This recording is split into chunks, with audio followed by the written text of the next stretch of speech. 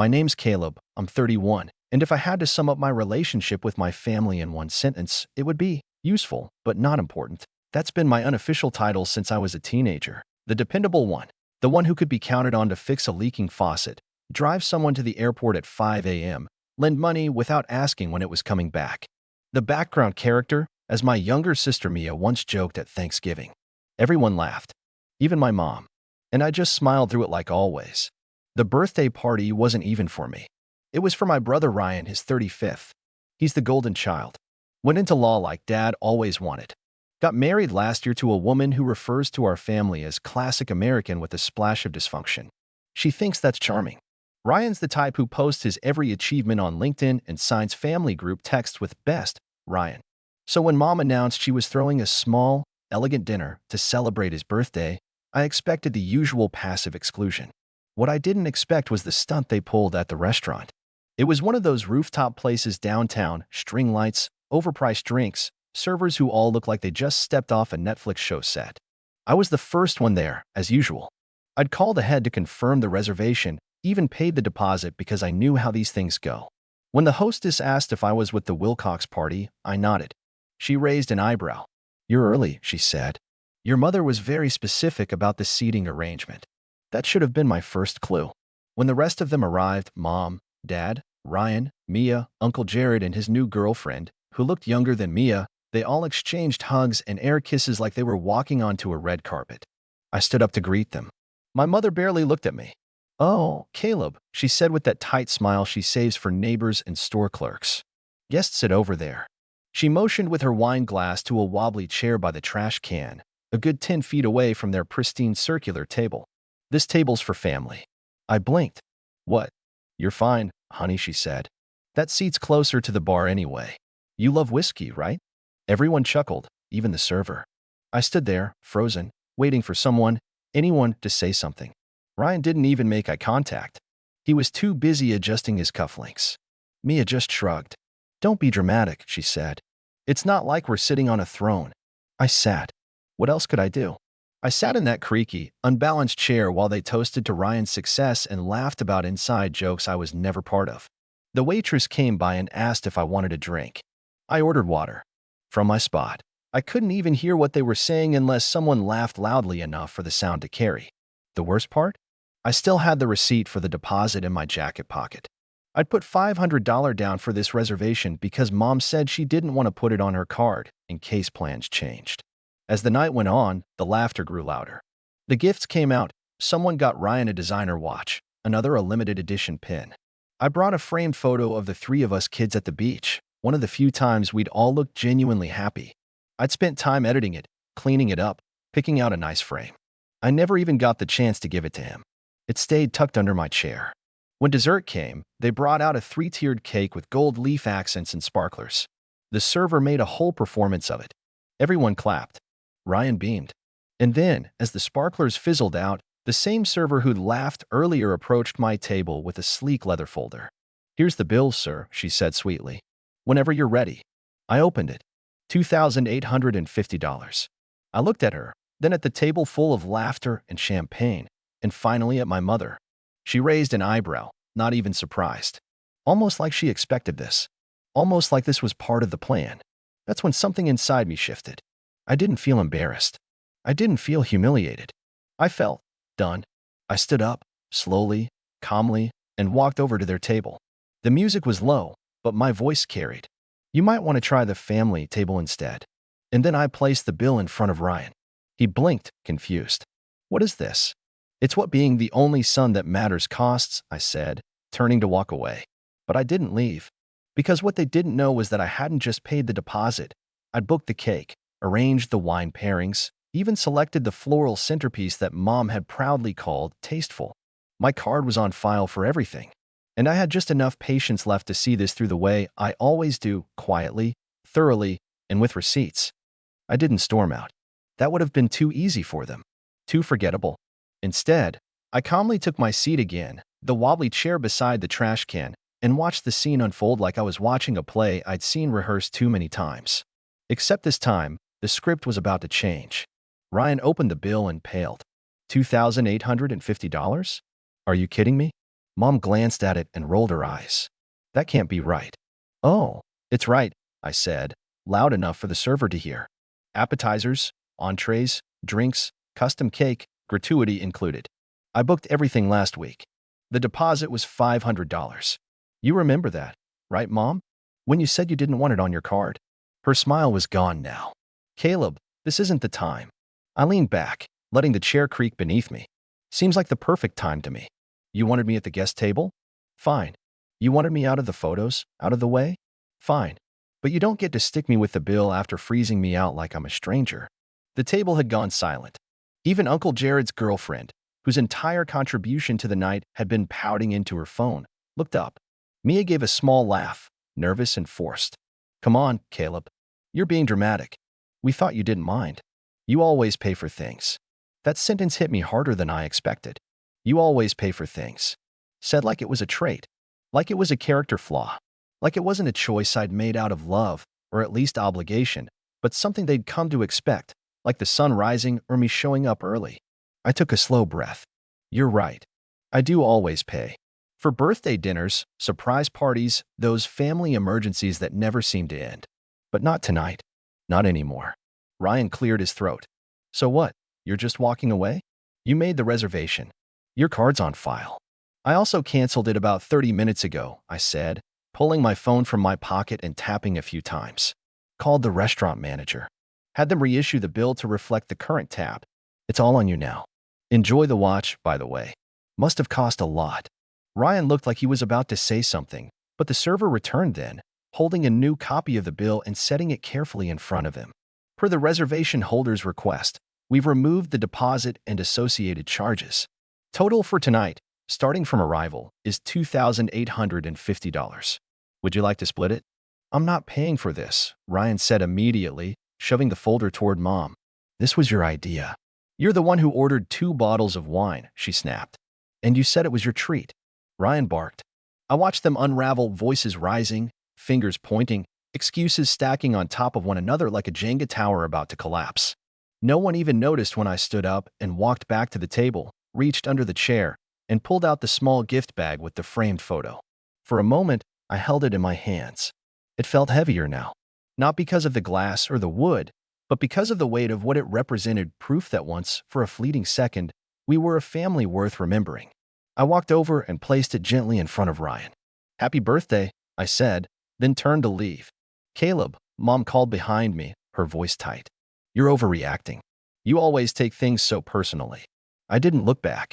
I just kept walking toward the elevator, letting the last part hang in the air like a fog I was finally stepping out of. The ride down was silent. But as I exited onto the street and felt the night air hit my face, I smiled for the first time in hours. Not because I'd won anything, but because for once, I hadn't swallowed it. I hadn't played along. I hadn't paid for the privilege of being ignored. I walked a few blocks before pulling out my phone again. I had one last thing to do. Because what they didn't know was that I'd paid for more than just the dinner. The group's rideshare account was linked to my card. Same with the hotel Ryan and his wife were staying at for the weekend, and even the streaming services they all used, just for convenience. I opened the apps one by one, calmly removing my card, canceling what I owned, revoking what I funded. Not out of spite, out of clarity. I wasn't their helper. I wasn't their wallet. I wasn't their invisible brother sitting quietly by the trash can, waiting to be remembered. I was done. It started the next morning. A ping from my banking app let me know that a $278 charge from the hotel had been declined. My card was no longer connected. Then came the Netflix login attempt. Then Spotify. Then Apple Music. I could practically hear Mia's voice in my head. What happened to the family plan? That was the beautiful part of it. Everything had been in my name for so long. No one ever thought to check. They just used it. Quietly. Constantly. By noon, I got the first text. Mom texted, "Hey, something weird is going on with the hotel. They're saying your card isn't working. Did you change something?" No greeting. No apology. Just confusion over the service being interrupted. I didn't respond. 30 minutes later, another message. This time from Ryan. Our room key stopped working. They're saying the reservation was canceled due to a declined card. Can you fix this? Fix this. I stared at those 2 words longer than I should have. For years, that was the subtext of every phone call, every group chat, every guilt trip invitation. Can you fix this? The car battery. The forgotten gift. The surprise bill. The emotional fallout after one of Mom's passive-aggressive jabs went too far and someone ended up in tears. It was always me. The fixer. Not anymore. I turned off my phone and took a walk. There was something liberating about strolling down the quiet side streets while chaos simmered somewhere in a hotel lobby. I imagined Ryan at the front desk, arguing with a tired receptionist. I imagined Mom trying to keep her composure while calling every contact she had at the club. Mia probably didn't even know yet. She'd find out when she got home, and Alexa refused to play her favorite playlist. That evening, I turned my phone back on. 41 messages. 17 missed calls. The group chat was lit up like a Christmas tree. Mia texted, "Why is Hulu asking me to subscribe again? Did someone change the password?" Mom texted, "Caleb, what's going on?" Ryan texted, "This is ridiculous. I just had to put the hotel on my card." Aunt Laura texted, "Hey, sweetie, your mom said something happened with the accounts? Just let me know if you need help getting it sorted." Even Aunt Laura was reaching out now. The same woman who once told me I looked like a substitute teacher when I wore a blazer to a wedding. Still, I said nothing. Then, just as I was getting ready to make dinner, the final call came in, this time from Dad. Now, my dad's not the type to involve himself in family spats. He's a let-them-sort-it-out kind of guy. But when money gets involved, that's when he shows up. I picked up. "Caleb," he said, his voice clipped. "I don't know what's going on, but you need to fix this." There it was again. Fix this. What exactly am I fixing? I asked calmly. "You canceled everything. The hotel. The rides. Your sister says she can't watch anything on her TV. Your mother's losing her mind trying to get in touch with someone at customer service." I stayed quiet. "You've made your point," he added. "Now be an adult and undo whatever it is you did." I let out a breath. "You want me to be an adult? Great. Then treat me like one. Not like a bank. Not like a backup plan. You all made it clear last night where I stand.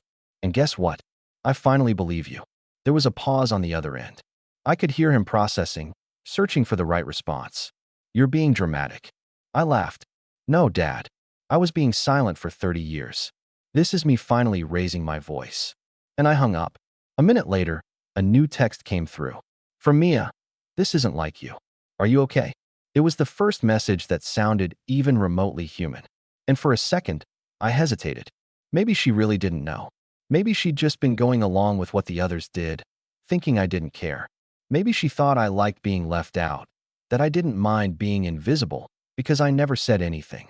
But then I remembered her voice at the restaurant, laughing as she said, "It's not like we're sitting on a throne."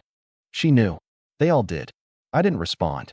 Instead, I opened my email. There were more subscriptions to cancel, more accounts to reclaim. I hadn't even touched the shared Amazon Prime or the emergency savings account I'd contributed to for years without ever seeing a dime returned. That was next. Because for the first time in my life, I wasn't just stepping away from the table. I was flipping it. The next morning, I woke to silence. No new texts. No missed calls. Just the eerie quiet that comes after a storm. But I knew better. That wasn't peace. That was regrouping. I could almost picture them in a family huddle, whispering, scheming, trying to figure out how to handle the situation without actually admitting they caused it. I made coffee, sat by the window, and watched the street come alive. Somewhere out there, my family was panicking. And I wasn't. At 9:13 a.m., the silence broke. Mom called again. I didn't pick up. Then came a voice message. I hesitated before listening. Her voice always had a way of slipping past my guard, but curiosity won. "Caleb, this is getting out of hand. I don't know what you're trying to prove, but you're hurting the entire family."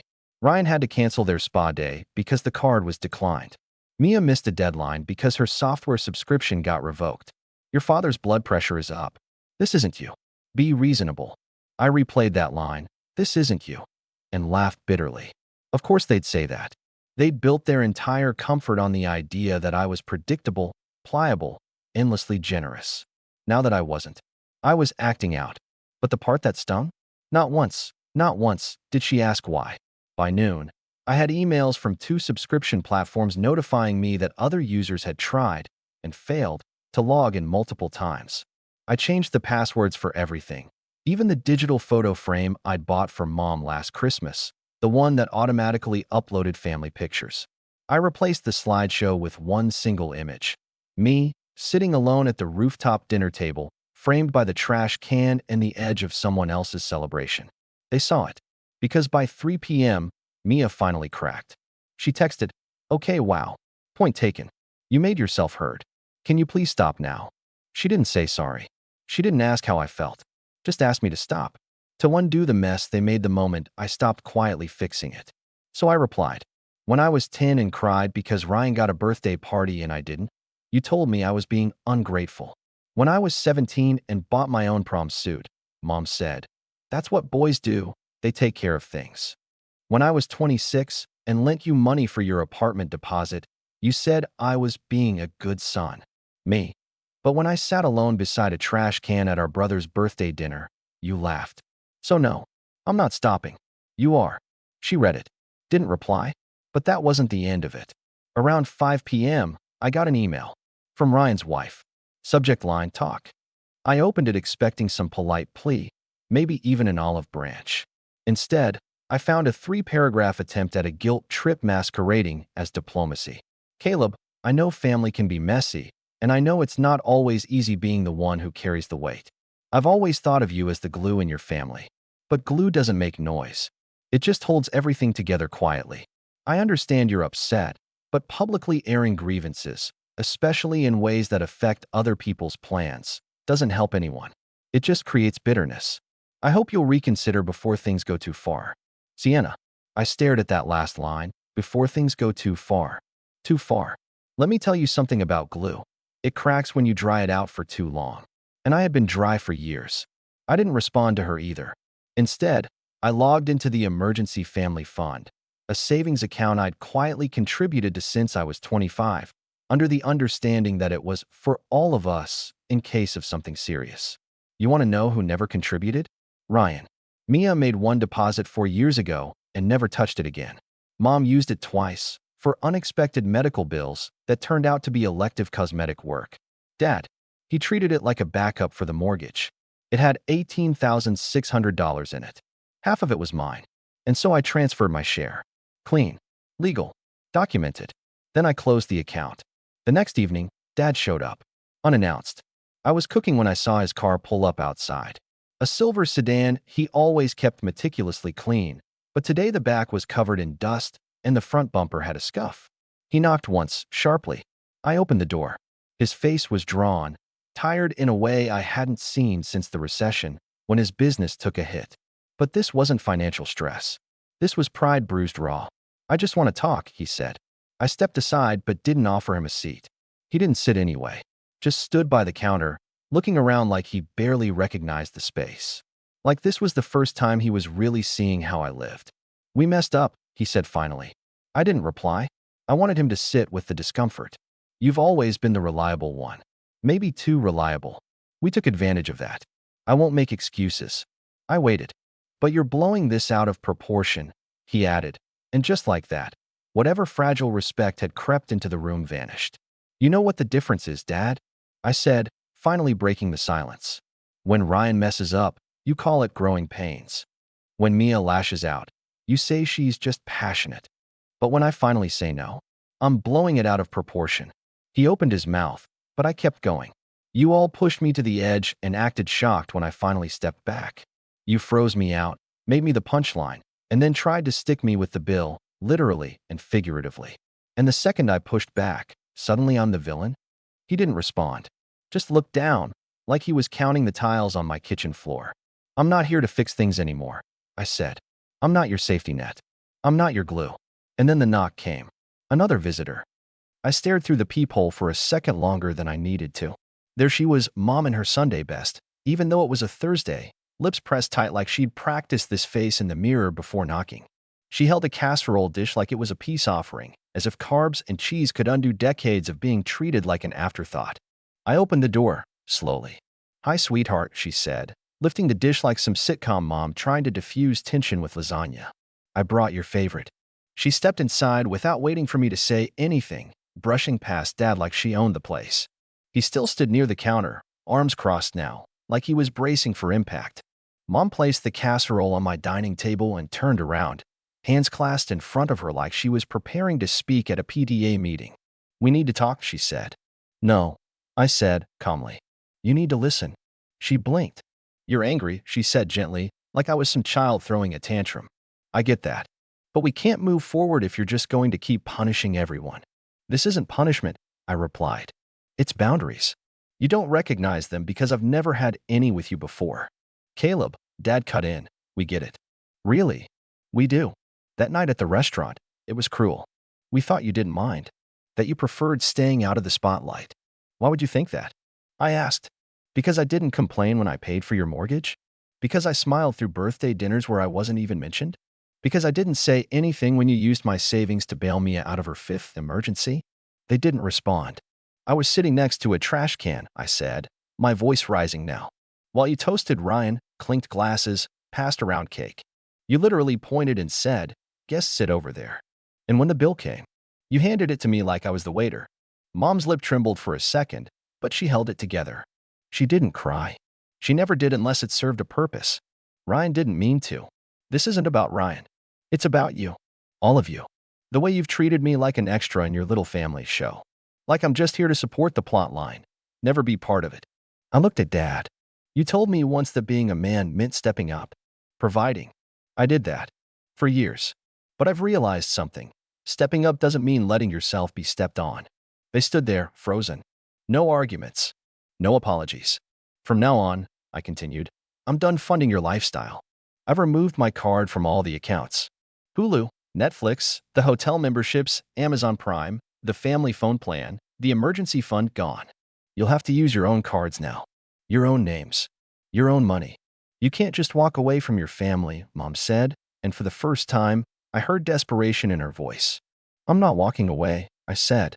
I'm walking out of a role you forced me into. That's different. She looked around the apartment like seeing it for the first time, like realizing I had a life she didn't control, a space untouched by their approval or judgment. Dad finally spoke, softly this time. What do you want, Caleb? Just tell us. It was tempting to give them a list, to lay out every insult, every slight, every moment they dismissed me. But I didn't want vengeance. I wanted recognition. I want you to see me as more than a wallet, more than a helper. I want you to stop pretending that you love me the same when everything you do screams otherwise. I want you to stop acting like I should be grateful for being treated like a guest in my own family. Mom sat down slowly. I didn't realize it got this bad. That's because you never asked. Silence. A long, heavy one. Dad sighed. All right. You've made your point. We'll sort our own bills. You'll get no more texts asking for rides, favors, or cash. But we're still family. That's your choice, I said. But this time, you earn your way back into my life. Not the other way around. They nodded. Not happy. Not defeated. Just aware. For the first time, they left the casserole. I didn't throw it out, but I didn't eat it either. It sat in my fridge for a week like a symbol of everything unsaid, lukewarm, heavy, and layered with guilt. That weekend, I got a text from Mia. Just 2 words. I'm sorry. I didn't reply. Not yet. But I didn't delete it either. Weeks passed. The family group chat went quiet. I guess they realized I wasn't coming back on command. At first, it was blissful. No passive-aggressive jokes. No backhanded compliments. Just peace. But then something strange happened. One morning, I got an envelope in the mail. No return address. Inside was a letter. Handwritten. From Ryan. Caleb, I don't know if this changes anything, but I need to say it. That night at the restaurant, I knew you looked upset. I saw it. And I did nothing. I thought you were just being you. I realize now I don't even know who you are. I've been coasting on being the favorite for so long that I forgot how much of that came at your expense. You deserved better. I'm sorry. I'll pay you back for the deposit. Don't know how long it'll take, but I'll start. I'm attaching the first $200. Ryan. The check was real. I didn't cash it. Not yet. But I kept it. Maybe one day, I'll forgive them. Maybe not. But either way, I've reclaimed something more valuable than money, my dignity. I'm not the helper anymore. I'm the main character now. And from now on, if they want a seat at my table, they'd better bring more than jokes and expectations. They'd better bring respect. Because the family I was born into might have left me sitting by the trash can. But the one I built? There won't be a trash can in sight.